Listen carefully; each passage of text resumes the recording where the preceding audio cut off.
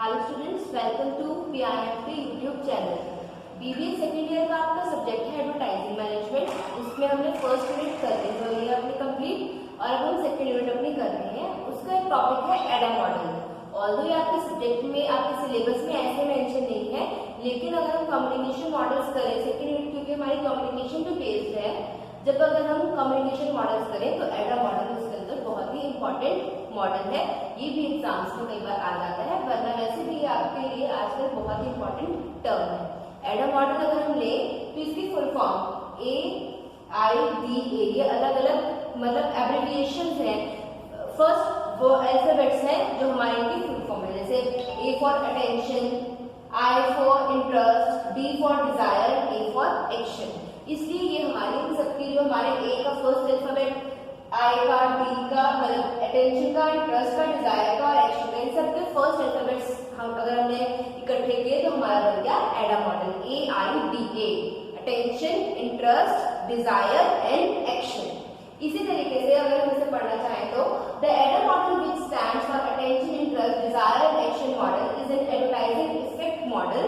कि मीन्स इसके थ्रू हम एडवर्टाइजिंग में अपनी इफेक्टिवनेस लेके आ सकते हैं, उसे बढ़िया कर सकते हैं। That identifies the stages that an individual goes through during the process of purchasing a product or service। कि एक इंडिविजुअल किन किन स्टेप से गो थ्रू होता है।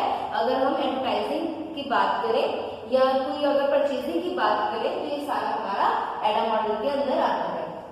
The AIDA model is commonly used in digital marketing, sales strategies and public relation campaigns. इसमें ये सब यूज होता है कि हम लोगों का पता करते हैं कि कितनी हम अटेंशन उनके किसी प्रोडक्ट के लिए लेके आ सकते हैं, कैसे इंटरेस्ट जनरेट कर सकते हैं, कैसे डिजायर उनकी जनरेट होती है किसी प्रोडक्ट के लिए और कैसे हम वो एक्शन लेते हैं फाइनली विद जब वो परचेज करते हैं किसी प्रोडक्ट को।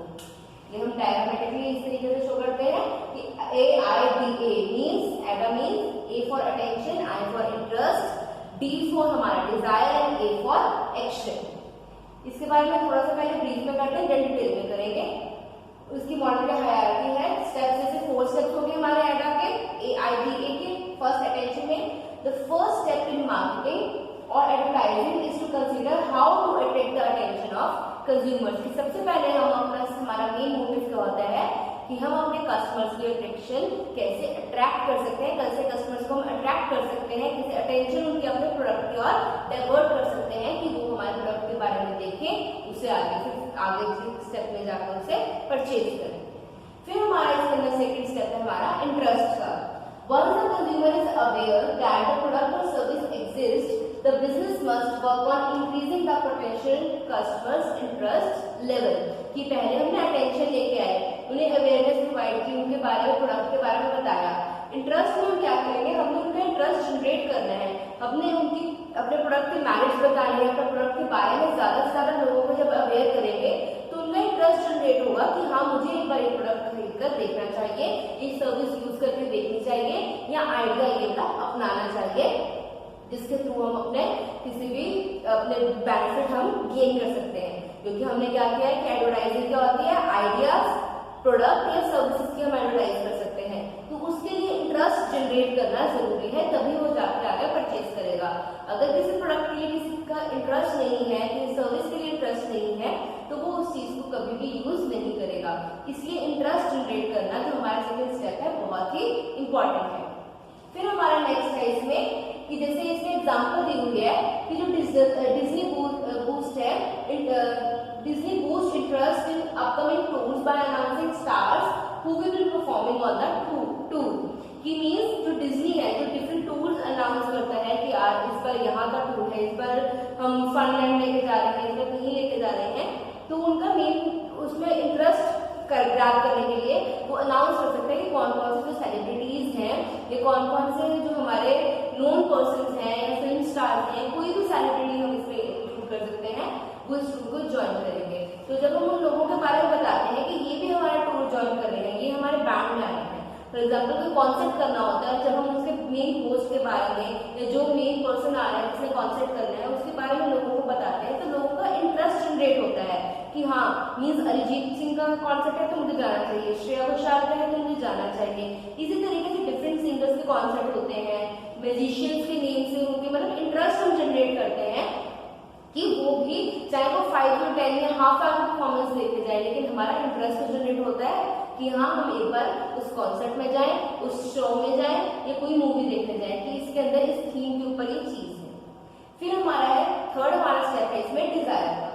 After the consumer is interested in the product और service, then the goal is to make consumers desire it, moving their mindset from I like it to I want it.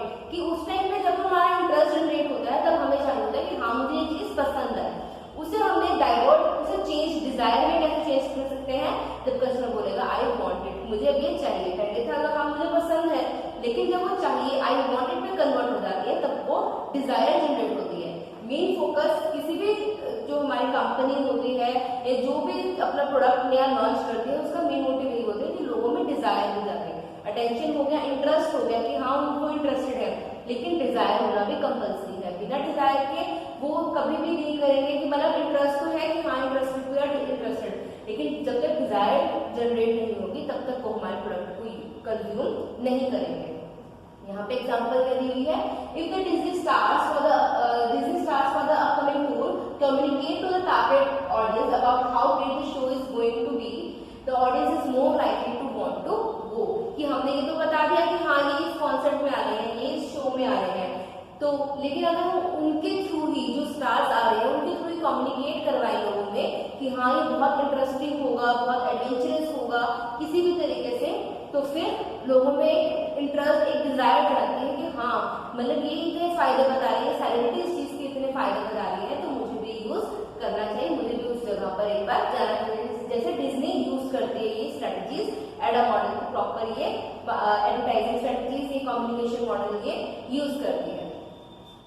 Last step हमारा action का। The ultimate goal is to drive the receiver of the marketing campaign to initiate action and purchase the product और service. कि लास्ट में क्या है, action क्या होता है, जब वो प्रोडक्ट या सर्विस को वो यूज करता है, उसे वो परचेज करता है, तो हमारा मेन गोल क्या होता है कि हमने उसे एक्शन में, जो हमारी अटेंशन से स्टार्ट हुआ पार्ट, वो हमने एक्शन में कन्वर्ट करना है इसे, कि लोग वो आकर चीज को कंज्यूम करें, परचेज करें।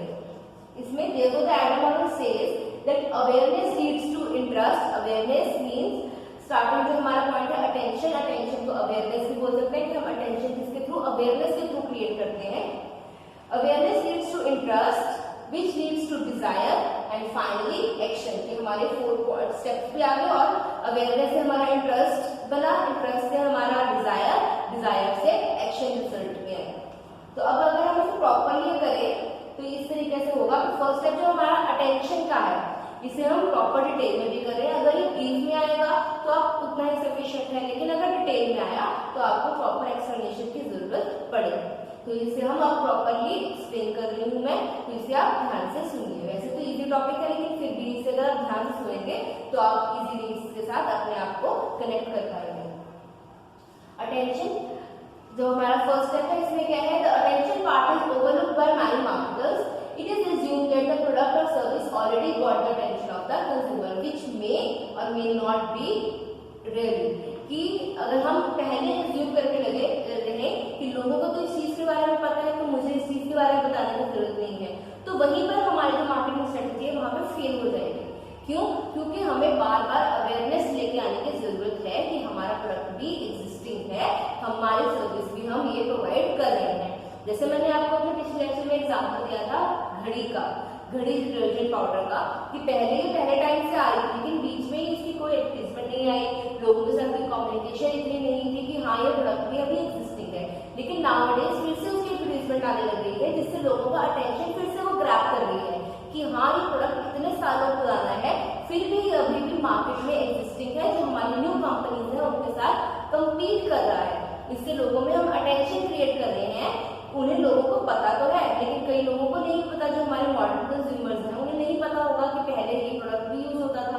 तो इस तरीके से उनमें भी ये अटेंशन आ रही है, उनमें भी अवेयरनेस आ रही है कि ये प्रोडक्ट भी है।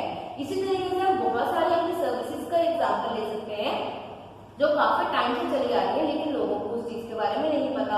तो हम एडवर्टाइजमेंट के थ्रू उनमें वो अवेयरनेस लेके आते हैं, वो अटेंशन लेके आ सकते हैं। हम ये नहीं कह सकते, ज़ूम नहीं कर सकते कि लोगों को तो इसके बारे में पता है, हमें इसके बारे में बताने की जरूरत नहीं है।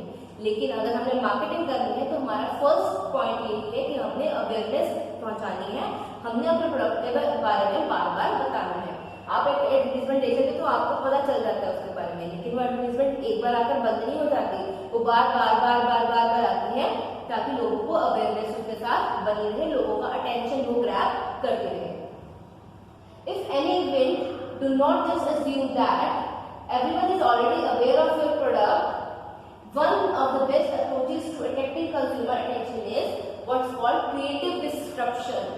Creative disruption में क्या होगा? Breaking existing patterns of behavior through a highly creative message. कि हम हमारी सर्विस पुरानी, हमारा प्रोडक्ट पुराना है, लेकिन हम अगर उसे अट्रैक्टिव वे में रीलॉन्च करेंगे या अट्रैक्टिव वे में लोगों को उसके बारे में फिर से बताएंगे तो क्या होगा? लोगों का उसमें अटेंशन भी आएगी, लोगों की अवेयरनेस भी बनेगी कि हाँ ये प्रोडक्ट में ये फीचर्स भी है।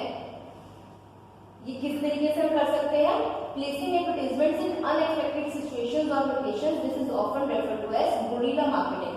गुरिल्ला मार्केटिंग में क्या होगा कि हम अनएक्सपेक्टेडली किसी चीज को एडवर्टाइज कर लेते हैं, किसी चीज के बारे में बता देते हैं, तो क्या होगा? लोगों को एकदम उस चीज के बारे में पता चलेगा जो रीड कर पाते हैं। तो इस तरीके से हम अपने प्रोडक्ट के बारे में अवेयरनेस पहुंचा सकते हैं। जैसे अगर हम कोई मूवी देखना चाहें फॉर एग्जाम्पल, उसके अंदर इतनी सारी एडवर्टाइजमेंट्स आती है, एकदम हमारा अटेंशन उसकी तरफ चला जाता है कि हाँ इसमें इस चीज की भी प्रमोशन की गई है। फॉर एग्जाम्पल कई बार शूज की, कई बार किसी शोरूम की, कई बार किसी क्लोथ्स के बारे में या किसी कार के बारे में, इस तरीके से अटेंशन ग्रैब की जाती है। कि एक अगर कोई मूवी देखोगे उसके अंदर अप्रोक्सीमेटली 100 तक तो 70 to 100 एडवर्टाइजमेंट्स, मतलब वर्ड ऑफ माउथ के थ्रू हम अपनी चीज को एडवर्टाइज करते रहते हैं कि हमने इस जगह से खरीदा, यहाँ पर जा रहे हैं, ये चीज अच्छी है, ये मार्केट बहुत अच्छी है।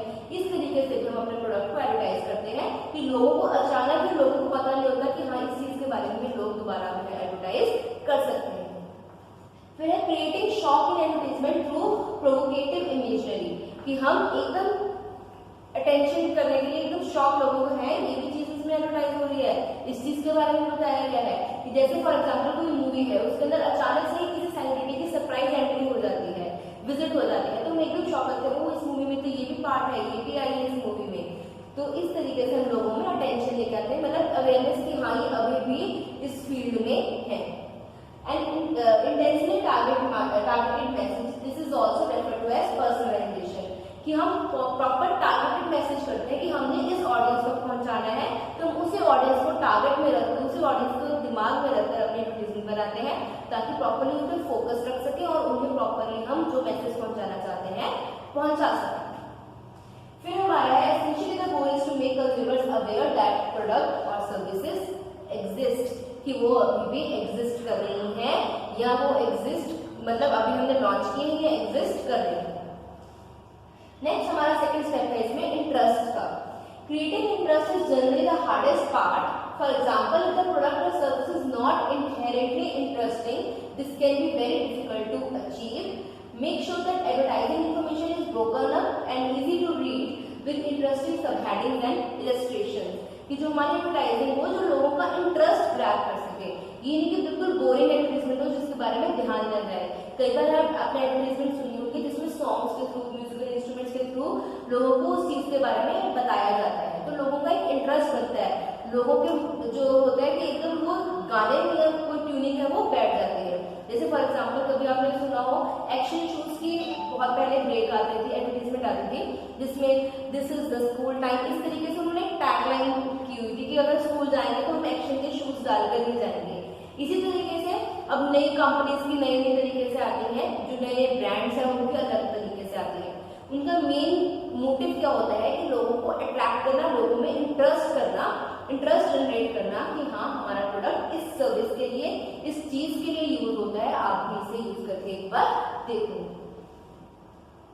फिर यहाँ पे आगे focus on what is most relevant for your target market in relation to your product और service and on conveying only the most important message you want to communicate to users, कि main आप क्या चीज बताना चाहते हो। For example Amul की break आती है तो उस पर क्या आता है टेस्ट ऑफ इंडिया, कि आप हर तरीके से आप एडवर्टाइजमेंट में देखते हो वो बटर, मतलब अमूल के जो बटर्स वगैरह है लोग अपनी रोटी पे चपाती पे सब पे लगाते हैं, दूध पीते हैं, क्रीम होती है उसकी, और भी जितने भी प्रोडक्ट है, चीज है, वो सब चीजों के बारे में बताते हैं कि उसके इतने इतने प्रोडक्ट्स और इस तरीके से उसे यूज कर सकते हैं।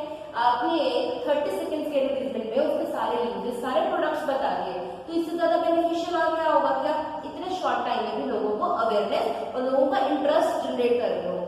जिन लोगों को नहीं भी पता इस चीज से इस तरीके से यूज हो सकता है, वो देखकर उन्हें लगता है कि हाँ मैं इस तरीके से भी इस चीज को यूज कर सकता हूँ, तो मुझे ये चीज लेकर आनी चाहिए कि लोगों का इंटरेस्ट जनरेट करना। फिर हमारा थर्ड स्टेप है डिजायर का। जो सेकेंड और थर्ड स्टेप होता है वो आपस में इंटररिलेटेड होता है कि इंटरेस्ट जनरेट करना और डिजायर में उसे कन्वर्ट करना। Interest means I like it और desire means I want it. I like से आई वांट में उसे कन्वर्ट करना जो मेन फोकस होता है हमारा एडवर्टाइजिंग मॉडल का, यही होता है कम्युनिकेशन का। As you are hopefully building interest in a product or service, it is important that you help customers realize why they need this product or service, कि आपको ये क्यों चाहिए। आपको why का आंसर जब दोगे तभी लोगों को पता चलेगा कि हाँ ये मुझे अच्छी तो लगी, लेकिन मुझे इसका यूज क्या है। यूज क्या है जब मुझे पता चलता है एडवर्टाइजमेंट के थ्रू, तो उनकी डिजायर जनरेट होती है कि हाँ मुझे भी ये चाहिए, मेरी भी ये नीड है, मैं भी इसे फुलफिल कर सकता हूँ इस चीज को यूज करके। इस तरीके से हम उन्हें कर सकते हैं। Think about how the content in informaticals is presented. They aim to provide interesting information on the product along with the benefits of buying. कि वो आपको इन्फॉर्मेशन तो प्रोवाइड कर रहे हैं लेकिन उसके बेनिफिट्स भी बता रहे हैं कि अगर आप इसे परचेज करेंगे तो आपको ये चीज है कि बेनिफिट भी होंगे, आपको इसका बेनिफिट इस तरीके से होगा। फिर हमारा इसके अंदर है convey to the audience the value of the product or service and why they need it in their life। इनका मेन क्या होता है कि उनका वैल्यू भी बताना और ये भी बताना कि आपको इनकी नीड क्यों है, आपकी लाइफ में इसकी क्या यूज हो सकता है, कैसे आपको ये इम्पोर्टेंट है। फिर हमारा लास्ट स्टेप इसके अंदर है एक्शन का। Action means the last step of AIDA model is getting your consumer to initiate action. The advertisement should end with a call to action, a statement that is designed to get an immediate response from the consumer। कि हम action में क्या होता है, consumer अपना response देता है उस चीज को खरीद कर। तो इसमें क्या है, for example Netflix uses persuasive text to convince the consumer to try their free trial। Netflix communicates how convenient their product is and highlights its value, then urges consumer to sign up for a free trial। कि Netflix आजकल तो वैसे भी हमारा जो online हमारी ये चीजें ये बहुत सारी बढ़ गई हैं, ऑनलाइन प्लेटफॉर्म बहुत ज्यादा प्रोवाइड हो रहा है। हमारी जो मूवीज भी हैं वो थिएटर्स के बजाय Netflix, Amazon prime, Disney Hotstar ऐसे प्लेटफॉर्म्स पे रिलीज होने लग गई हैं। तो इन्होंने स्टार्टिंग में इनिशियल स्टेज में क्या किया था, इनके फ्री ट्रायल प्रोवाइड किए थे आपको कि आप कितने 30 डेज का, 15 डेज का, 10 डेज का, इतने दिनों का आप फ्री ट्रायल यूज कर सकते हो। फिर आप इसके जब आपको लगता है कि हाँ ये मेरे लिए बेनिफिशियल है तब आप उसे परचेज कर रहे हो। फ्री ट्रायल तो अप्रोक्सीमेटली हर कोई यूज करता है कि हाँ ये फ्री में है, फ्री ऑफ कॉस्ट है, बस मेरा डाटा ही तो लगना है जो हमारा डाटा पैक है, तो वो उस तरीके से उसे यूज करते हैं और उन्हें उसका बेनिफिट को उठाते हैं। जब एक बार उन्हें लगता है कि ये बहुत अच्छी चीज है, इसे मैं आगे भी कंटिन्यू कर सकता हूँ, तो वो उसे फाइनली परचेज करते हैं। तो उनका मेन मोटिव क्या है, पहले उन्होंने अटेंशन क्रिएट किया नेटफ्लिक्स ने कि हाँ हमारी ये सर्विस है, हम ये सर्विसेज प्रोवाइड करते हैं। फिर इंटरेस्ट जनरेट किया कि हाँ कि आपको ये फ्री ट्रायल है, आप इसे यूज करके देखिए। फिर उनमें डिजायर थी, जब वो फ्री ट्रायल खत्म हो गया तो आपको एक डिजायर है कि मुझे अभी भी ये चीजें देखनी है, अगर मैं वेब सीरीज देख रहा हूँ तो मुझे भी अभी ये देखनी है। और लास्ट में क्या एक्शन में कब कन्वर्ट हुआ, जब आपने वो परचेज कर लिया फाइनली। तो ये उन्होंने प्रॉपर एडा मॉडल यूज किया नेटफ्लिक्स ने, कैसे किस तरीके से अटेंशन क्रिएट किया कि मेरे पास ये फ्री सर्विस है, उसके बाद इंटरेस्ट जनरेट किया, पहले तो अवेयरनेस पहुंचाई कि हाँ मेरा ये प्लेटफॉर्म है जिसके थ्रू मैं ये चीजें आपको ऑफर करता हूँ, ये सर्विसेज। फिर इंटरेस्ट जनरेट किया with the help of free offerings. फिर डिजायर, जब आपने वो फ्री ट्रायल खत्म हो गया तो आपने डिजायर कर दी कि मुझे ये यूज करना है, एंड लास्ट में एक्शन जब आपने किया उसे परचेज करके। Good advertising should elicits a sense of urgency that motivates consumer to take action right now। कि अभी के अभी मुझे जो एक्शन लेना है अभी के अभी लेना है, उसके बाद ये ऑफर्स खत्म हो जाएंगे। जैसे अमेजन की आती है, फ्लिपकार्ट की आती है, और भी कई प्रोडक्ट्स की नॉर्मल एडवर्टाइजमेंट में भी कई बार होता है कि offer limits for a limited time, कि इस ऑफर जो है हम आपको दे रहे हैं, चाहे प्राइस डिस्काउंटेड का है या किसी चीज को फ्री है, फ्री मूवी वाउचर्स है, फ्री रिचार्ज के कूपन है, ये लिमिटेड टाइम के लिए है। तो ये क्या होगा कि आपको होगा कि मैं आज ही खरीद लेता हूँ, कल पता नहीं ऑफर हो या ना हो, कल स्टॉक आउट तो ना हो जाए। तो आपका मेन फोकस क्या होता है इसमें एडवर्टाइजिंग का कि लोग अभी के अभी वो एक्शन ले, अभी के अभी आपकी चीज जाकर परचेज करें। अब